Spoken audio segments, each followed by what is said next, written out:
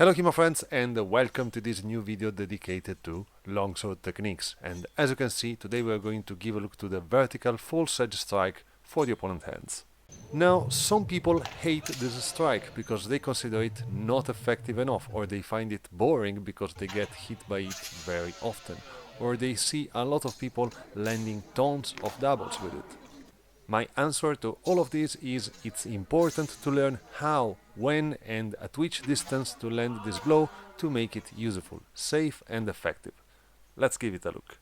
Now, first of all, this blow is meant to hit the hands of the opponent from maximum distance. It is better to strike it against people thumbing the blade, a way of gripping the sword which presents the crossguard parallel to the ground, leaving the vertical line completely free from obstacles.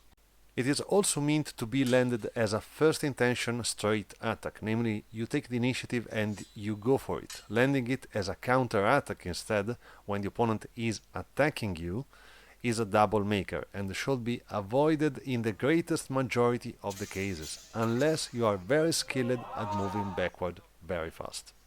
The best footwork to land this attack is, on average, the lunge. We do it again by staying as far away as possible from the opponent. We want to hit the opponent's hands with the first 20 centimeters of our blade, and once we land the hit, we instantly recover back from our lunge.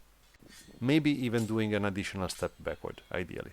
Pay attention to properly align your edge while landing this blow, especially for people thumbing the blade very often.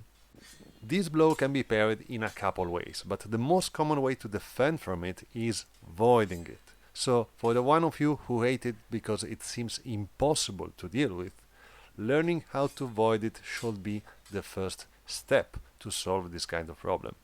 Now, in the future I will make a video on how to deal with it in general, parries, counters on tempo and so on.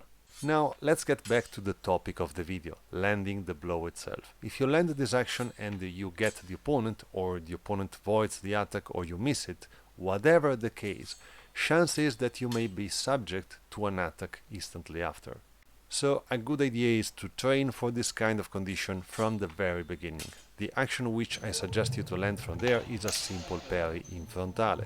You have to simply raise the sword upward on the inside line of the opponent, and you will be ready to parry all the downward strikes and the thrusts coming at you, which is the most common problem to solve in this kind of case. Now, a couple more advices to land this action properly. First of all, to land this blow, I do not advise to particularly prioritize the hands movements. It simply feels natural to move hands and feet at the same time. Otherwise, the blow doesn't land in a decent way, but you end up touching the hands with the blade already extended, which isn't very good, to say the least. Now, if you land a thrust to the hands or forearms instead, it's the opposite. You should move hand first. But this is a discussion for another video and another technique too. The second advice is notice that this action is reach dependent. So if you are taller than your opponent, it's very good. If you are the same height, it's okay. But if you are shorter than the opponent, it's slightly more risky, but still a very good long-range attack to get the exposed hands. Very good people, I hope you will find this video useful in some ways. Thanks for watching as always. Remember to check my Patreon, link in the description if you want to support me and the channel especially. Thanks for watching as always again, and see you next time.